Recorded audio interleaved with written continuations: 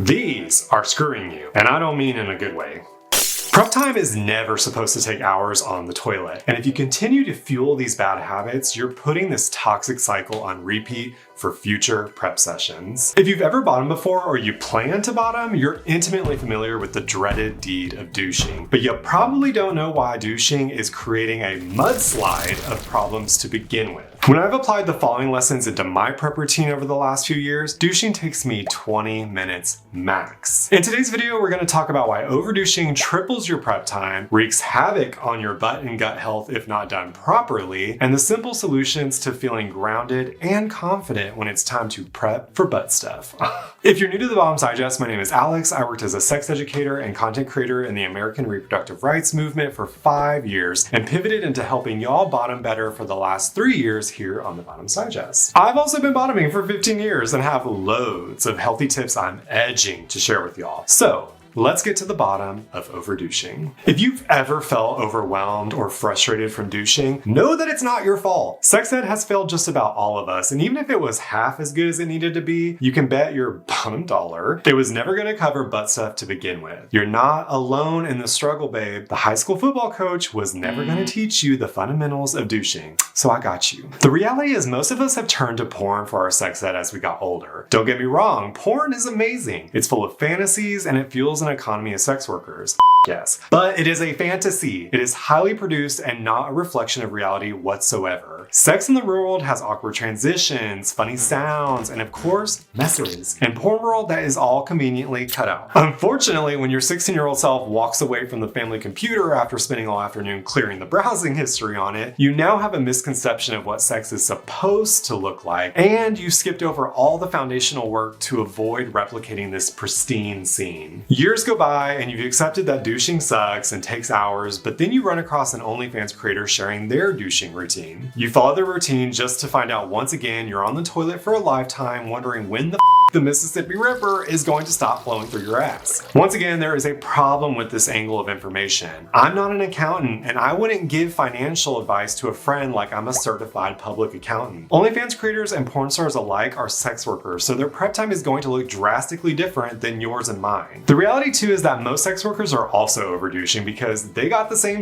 sex ed that we got. In order to truly understand how you're overdouching to begin with, we gotta talk anatomy. A lot of headaches and canceled hookups would have never happened if we would have had just a little anatomy chat senior year of high school. Let's start from the bottom to the top. This is your anal canal, which connects your rectum to your anus, aka where you take it. This is where everyday butt stuff happens, from extra small toys to large penises. Taking an anal dilator, it's happening here. Hooking it with Big Daddy 69 again, it's happening here. Getting curious with a pinky, bitch, drop a pen because it's happening here. This is your anal opening, aka your anus. Near your anal opening are your sphincters, and you got two of those baddies. Your external sphincter and your internal sphincter. The external sphincter is a voluntary muscle, meaning you have control over it. Give it a go right now. Try gently squeezing it like you're picking up a blueberry with your booty hole. That's your external sphincter. Your internal sphincter, on the other hand, is an involuntary muscle, meaning you have almost no control over this one. Oftentimes when people say bottoming hurts for them, it's because they didn't take the time to relax and stretch out the internal sphincters before getting into booty stuff. Now we really gotta talk about the rectum, the sigmoid colon, and this groovy little bend called the recto-sigmoid junction. Because bitch, this is where your douching habits are betraying you. More on that in a minute. All three of these are at the tail end of the large intestine and are covered with a layer of mucus secreting cells and healthy bacteria that make up your booty microbiome. Your sigmoid colon is where poop collects. You don't feel this happening, you just go on throughout your day eating healthy here, sneaking in Taco Bell there, all while your body is collecting waste in the sigmoid colon. Once poop leaves the sigmoid colon and enters the rectum, that's when you feel the sensation to go to the bathroom. I need y'all to listen, and listen good, because it's wild how many people simply don't believe science or anatomy. Poop is not held in the rectum. If there is a full stool in your rectum that you didn't feel the need to excrete, it's because you held it in and the sensation passed. But trust, it will come back. Your body always wins when it wants to ditch waste, honey. Also, holding in your stools will force your stool to creep back up, and your rectum will start to absorb the H2O into the poop, making it way harder to pass when you finally give in. Now that you have a better grasp on the anatomy of where you take it, it's not going to do you any good if you're still using shitty tools to handle the job. It was absolutely crucial we covered anatomy first so you can understand where things are going wrong during your meltdown in the bathroom. bathtub. The bulb you're using can make or break a prep time experience. Take this bulb for instance. Some of you would call it a classic. I remember the first time I walked into an adult shop asking for a douche, this was the only option. Just recently I went into an adult store and sadly this bulb was still the only option. Listen, we're all in on the joke that prepping to bottom is supposed to take hours and be grueling as but that stigma is being fueled by these giant bulbs. Because of the length of the tip and the sheer amount of the water the bulb can hold, the tip is sliding right past the anal canal and rectum and dumping all that water into the sigmoid colon. This is a massive issue because you now tampered with a part of your body that no was going to get into to begin with. That's also why you're on the toilet over and over and over again and the water is never running clear. The sigmoid colon is significantly harder, if not impossible, to clean out fully. Whereas the anal canal and rectum, remember the place where butt stuff is actually happening, are super easy to clean because once you've had a bowel movement, your rectum is empty and there's just a little bit of maintenance to do from there. Say it with me, poop is not stored in the rectum, period. These giant bulbs are gaslighting you into thinking that douching is supposed to be this impossible mission, but in reality, they are the problem fueling the flame.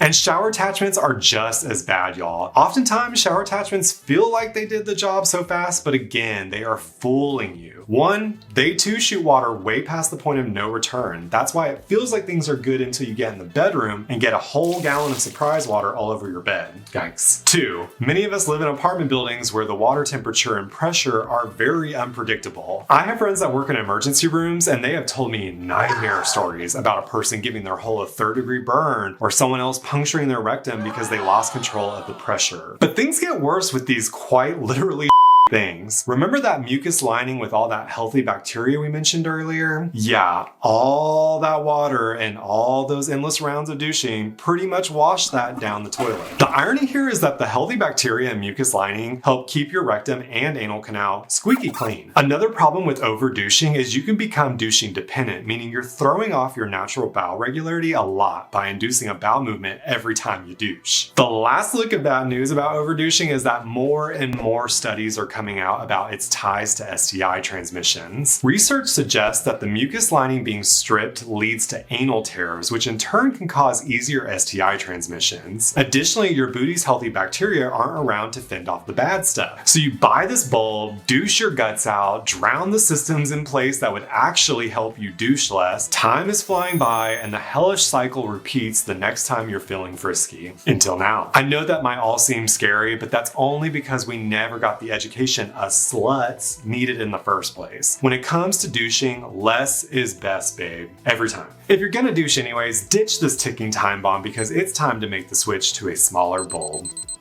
Small bulbs like this one make it much harder to push water past the rectoid sigmoid junction into the sigmoid colon, resulting in less time on the toilet erupting water from your behind. Sounds pretty great. I switched to a bulb this size 4 years ago and have never looked back, honey. Prep time is way faster, and if I had a healthy bowel movement earlier, 2 rinses tops is all it's gonna take for me. You don't need a gallon of water to get the job done.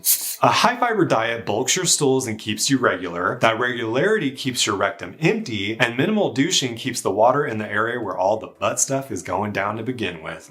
Speaking of fiber, fiber is going to be key in doing the deep cleaning and getting rid of any of those few pesky fecal particles that stayed behind during your last bowel movement. I've heard so many GI doctors refer to fiber as the street sweeper of the colon for good reason. You can incorporate high fiber foods into all of your meals, but the trick is to stay consistent with it. And don't make it too strict or you're going to throw in the towel before you really see the benefits. Take this bowl of Greek yogurt, for example. Although it's loaded with probiotics, which your gut microbiome loves, it has 0 grams of fiber. Add 1 cup of frozen berries and all of a sudden it now has 20% of your daily fiber requirements. You can also use a fiber supplement to fill the gaps in your diet if necessary. I, as well as GI doctors, highly recommend psyllium husk fiber powder for the best results and bang for your buck. Most fiber supplements are proprietary blends, aka we don't know what the they put in there. Fiber is key, but if you're gonna douche, less is best. It's important to remember you can over douche with any bulb. So if prep time is taking you more than 20 minutes or so, it's best to pivot and communicate with your partner about other nasty, naughty things y'all can get into. Sex is not always penetrative, and some of the best orgasms I've ever had were purely from foreplay. And y'all know I got the videos on ass eating, blowjobs, the works. Oh, but I take huge What about fisting? Bitch, that tiny bulb isn't gonna work for me. These are non-stop anxieties we hear about on the daily, but they are fueled by a lack of anatomical knowledge and stigma around messes in the bedroom. You would think big clean deeper, but that's not how anatomy works. Again, it's not your fault, baby. No one taught you this. We're learning it right now. No matter how big the you're taking, penises do not work like drain snakes, and thank God they don't. They don't magically bend into the sigmoid colon, nor should you be trying that. Ouch. The biggest toys and on earth can poke into the sigmoid colon, but that's pretty rare, and they aren't going all the way into it anyways. You're more likely to hit the rectosigmoid junction than to strike any poop in the sigmoid colon. Hitting the rectosigmoid junction hurts, by the way, because it puts pressure on your abdomen, and it's usually a telltale sign to take things slower and chill out. The rectosigmoid junction can straighten some over time, but that takes hell of practice, experience, relaxation, and more lube than you think. Fisting is arguably a different sport, but even then, only the most experienced fisters, and I'm talking years of experience, would run into any serious poop problems. However, even fisters suffer the same consequences of over-douching. Some sexual health doctors recommend taking laxatives to flush out your system, or Imodium to slow down the motility of your bowel movements. But caution, doing this on the regular can make you dependent on them, totally throwing off your bowel regularity and making spontaneity even harder to navigate. If you're really concerned about poop before some seriously deep play, don't touch a douche just yet. Let's assume you've done the work to loosen up your sphincters and you're feeling really good and ready for something bigger. First off, if you used your finger to loosen up and it's looking clean, that's already a good sign. After that, upgrade to a toy slightly bigger, insert it in, gently pull it out, and inspect it. If you already had a bowel movement today and you're getting enough fiber in, you're gonna be gagged at how much cleaner comes out than you expect. Because science and anatomy are real. Wow. Now you can upgrade to an even larger toy that resembles whatever you're getting into and see how that toy comes out looking before making any calls to douche or not. The other tip I got for you, and this one, it's my personal favorite, is to only around with people that have empathy and are aware they are playing with a butt. Y'all, it's a butt. Yes, it's wildly fun to put things up it, but its evolutionary role is to excrete waste so we literally don't die. Accidents happen. Happens. Don't get in the pool if you're afraid to get wet. And if you're going to have the audacity to shame the pool for being wet, you're a goddamn moron. Now we have a better understanding of how overdouching is only causing more problems than solutions, and less is best for our prep time and, more importantly, our overall health. But what's the point of using a douche if you don't know how to clean it and use it properly to begin with? Don't worry, babe. I know you haven't cleaned it in a while, so come with me and let's get it done. In my next video, I show you the super simple steps to clean your bowl before and after each use, as well as some tips on making your prep time even easier and more comfortable than ever before. Whew. I'll see you over there, you sassy bitch.